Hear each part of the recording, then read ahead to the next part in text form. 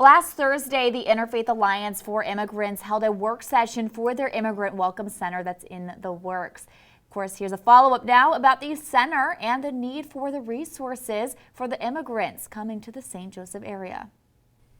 Moving to a new country can be scary. Leaving everything you know behind, learning a new language, and becoming acquainted with a new culture and way of life is never easy, which is why the Interfaith Alliance for Immigrants is working to make the transition easier for the immigrant population here in St. Joseph. We have been very aware of and interested in the plight of immigrants. While the logistics behind the Welcome Center are still being worked out, the group is hosting monthly meetings to bring in and hear from local agencies to help make it a reality.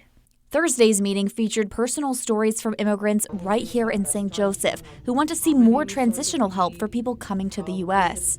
We want to do the things in the right way. We want to pay our taxes. We want to have our social security or the insurance. We want to pay our car insurance. We want to do everything. But at the beginning it was so hard because it was like a lot of things.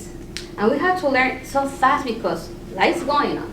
Another immigrant, Peyton from Puerto Rico, echoing Hamilton's sentiment. She detailed the differences between her home and the United States, saying that a lot of immigrants just need a place they can go to learn about the basic way of life here in the States. It was like a cultural shock for me because the cultural here is different.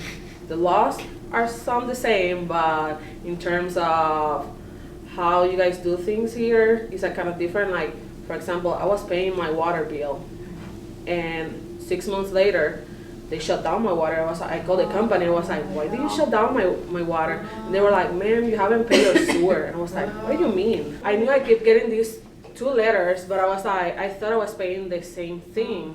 In Puerto Rico, water and sewer is the same thing.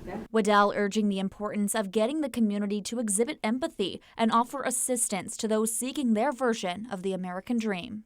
But we are all global citizens, and I think it's so important for us to realize the importance, the brilliance, the gloriousness of diversity. So put yourself in someone else's shoes and try to understand how important it is to be not just accommodating, but welcoming and provide hospitality.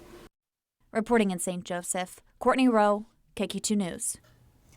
The IAI meetings typically take place on the second Thursday of each month at 10 a.m. in the InterServe boardroom, so no worries if you missed out last Thursday.